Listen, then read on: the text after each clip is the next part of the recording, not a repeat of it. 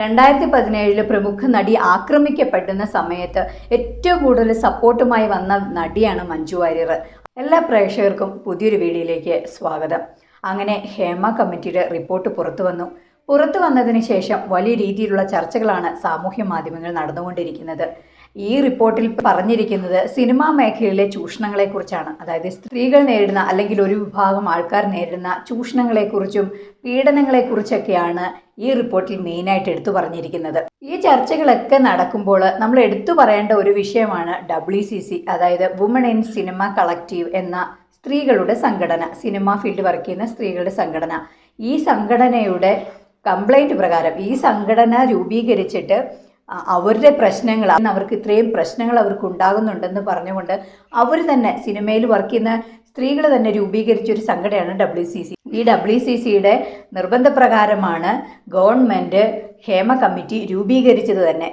2017 നടി ആക്രമിക്കപ്പെട്ട കേസിൻ്റെ ഭാഗമായിട്ടായിരുന്നു WCC സ്റ്റാർട്ട് ചെയ്തത് തന്നെ, ഈ സംഘടന രൂപപ്പെട്ടത്.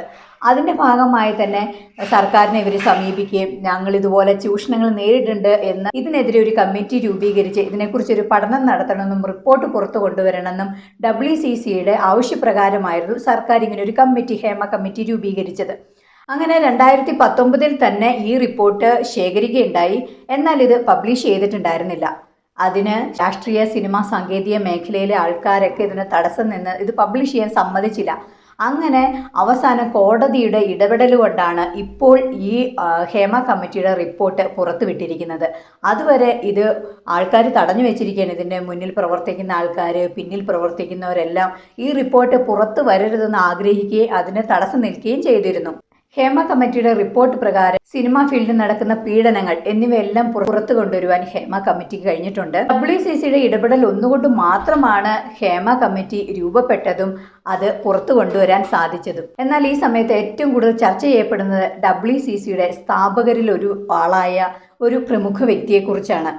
ഇവർ സിനിമയിലെ തന്നെ മുഖ്യ കഥാപാത്രങ്ങളെ അവതരിപ്പിക്കുകയും ഫേമസ് ആയിട്ടുള്ള ഒരു മുൻനിര നായിക കൂടിയാണ്. അങ്ങനെയുള്ള ഒരു വ്യക്തിയെക്കുറിച്ചാണ് ഇപ്പോൾ കൂടുതലായി ചർച്ച നടക്കുന്നത്. എന്നാൽ ഹേമ കമ്മിറ്റിയിൽ ഇവരുടെ മൊഴികളെല്ലാം രേഖപ്പെടുത്തിയിട്ടുണ്ട് എങ്കിലും ഇവരുടെ പേര് വെളിപ്പെടുത്തിയിട്ടില്ല എന്നതാണ്. 2017 പ്രമുഖ നടി ആക്രമിക്കപ്പെട്ട സംഭവത്തിൽ മൊഴി കൊടുത്തവരിൽ ഒരു പ്രമുഖ വ്യക്തി കൂടിയാണ്. അന്ന് ഈ വ്യക്തി മൊഴി കൊടുക്കേണ്ടായി. ഇതിന് പിന്നിൽ വലിയൊരു ക്രിമിനൽ ഗൂഢാലോചന തന്നെ നടന്നിട്ടുണ്ട് എന്നാണ് ഈ വ്യക്തി മൊഴി കൊടുത്തിരുന്നത്. എന്നാൽ അതേ വ്യക്തി തന്നെ ഇപ്പോൾ ഈ കാര്യങ്ങളൊക്കെ മാറ്റി പറയുമ്പോൾ വളരെ ചിന്തിക്കേണ്ടിയിരിക്കുന്നു. എല്ലാവരെയും അതിശയിപ്പിക്കുന്ന ഒരു കാര്യത്തിലേക്കാണ് ഇപ്പോൾ പോയിക്കൊണ്ടിരിക്കുന്നത്. എന്നാൽ ഈ വിഷയങ്ങളുടെ എല്ലാം പശ്ചാത്തലത്തിൽ എല്ലാവരും എടുത്തു പറയുന്ന പേര് മഞ്ജു വാര്യരുടെ പേരാണ്. ലേഡി സൂപ്പർ സ്റ്റാർ എന്നും, one and only Malayalam actress എന്നും, നാടൻ മലയാളി ആക്ട്രസ് എന്നും, ഒരേ ഗ്രാമീണ സൗന്ദര്യമുള്ള നടി എന്നും എന്നൊക്കെ പറഞ്ഞ ചില പേരിലേക്ക് അറിയപ്പെടുന്ന ഒരു നടിയാണ് മഞ്ജു വാര്യർ. അങ്ങനെ ഈ WCCയുടെ സ്ഥാപകരിൽ ഒരാളും കൂടിയാണ് മഞ്ജു വാര്യർ. എന്നാൽ എടുത്തു പറയേണ്ട മറ്റൊരു കാര്യം, WCCയിൽ നിന്ന് മഞ്ജു വാര്യർ വിട്ടുപോയി അല്ലെങ്കിൽ വിട്ടു നിൽക്കുന്നു എന്നുള്ള ഒരു കാര്യം കൂടിയാണ് നമ്മൾ മനസ്സിലാക്കേണ്ടത്. അതോടൊപ്പം ഹേമ കമ്മിറ്റിയുടെ മെമ്പേഴ്സിന് മഞ്ജു വാര്യർ മൊഴി കൊടുത്തിട്ടുണ്ട്. ആ മൊഴിയാണ് ഇപ്പോൾ ഏറെ ചർച്ചയായിക്കൊണ്ടിരിക്കുന്നത്.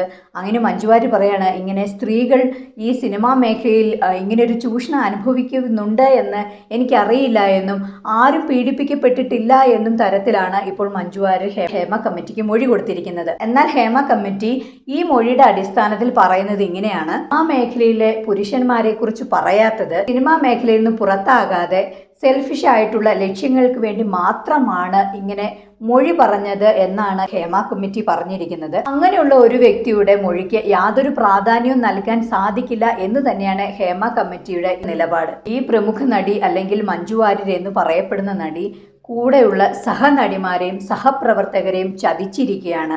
പലരും പറയുന്നു മഞ്ജു വാര്യർ എന്ന നടിയും ഇതുപോലെ പീഡിപ്പിക്കപ്പെട്ടിട്ടുണ്ടെന്നും അവർക്കും ഒരുപാട് സാഹചര്യങ്ങളിൽ കടന്നു പോകേണ്ടി വന്നിട്ടുണ്ട് എന്ന് പറയുമ്പോഴും ഇതേ നടി തന്നെയാണ് മറ്റ് സഹനടിമാരെ അല്ലെങ്കിൽ അവരുടെ കോവർക്കേഴ്സിനെ ചതിച്ചിരിക്കുന്നത് എന്നുള്ള സത്യം കൂടി നിങ്ങൾ മനസ്സിലാക്കുക. അതോടൊപ്പം ലേഡി സൂപ്പർ സ്റ്റാർ എന്നവരെ വാഴ്ത്തുമ്പോഴും, one and only Malayalam actress എന്ന് പറയുമ്പോഴും, മലയാള തനിമയുള്ള ഒരേ ഒരു നടി എന്നൊക്കെ പറഞ്ഞ് അവരെ അഭിനന്ദിക്കുമ്പോഴും, അവരുടെ സിനിമകൾ ഇങ്ങനെ കണ്ടുകൊണ്ടിരിക്കുമ്പോഴൊക്കെ നമ്മൾ മനസ്സിലാക്കേണ്ടത് ഒന്നാണ്, ഇവരെ പോലെ പ്രശ്നങ്ങളും പ്രതികൂലങ്ങളും ഒരുപാട് സഹിച്ച മറ്റ് നടിമാരെ തള്ളിപ്പറഞ്ഞിട്ട് അല്ലെ അവരുടെ കുതികാല് വെട്ടിയിട്ടാണ് ഇവരിപ്പോൾ ഈ സിനിമാ മേഖലയിൽ പിടിച്ചു നിൽക്കുന്നത്.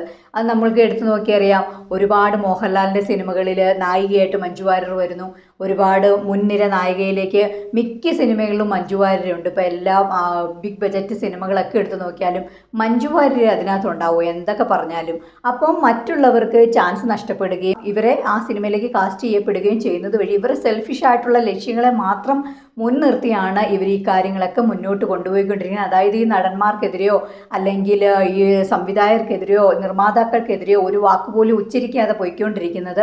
അതോടൊപ്പം അവരവരുടെ പ്രേക്ഷകരെയും കൂടി ചതിക്കുകയാണെന്ന് നമ്മൾ മനസ്സിലാക്കേണ്ടിയിരിക്കും. ഒരുപാട് ദുരൂഹതകളാണ് ഇപ്പോൾ ഹേമ കമ്മിറ്റിയുടെ റിപ്പോർട്ട് വന്നതിന് ശേഷം വന്നുകൊണ്ടിരിക്കുന്ന. ഒരുപാട് സത്യങ്ങളൊക്കെ എല്ലാവരും വിളിച്ചു പറയാൻ തുടങ്ങി. ഒരുപാട് കാര്യങ്ങളൊക്കെ എല്ലാവരുടെ മുഖംമൂടിയൊക്കെ അഴിഞ്ഞു വീഴുന്ന തരത്തിലാണ് ഇപ്പോൾ കാര്യങ്ങൾ മുമ്പോട്ട് പോയിക്കൊണ്ടിരിക്കുന്നത്. എന്തായാലും വരും നിമിഷങ്ങളിലൊക്കെ ഇനി നമുക്ക് കൂടുതൽ കാര്യങ്ങളൊക്കെ അറിയാൻ സാധിക്കും. നിങ്ങളുടെ അഭിപ്രായങ്ങളും നിർദ്ദേശങ്ങളും കമൻറ്റ് രൂപേണ അറിയിക്കുക. മറ്റൊരു വീഡിയോയുമായി കാണുന്നവരേക്ക് എല്ലാവർക്കും ബൈ.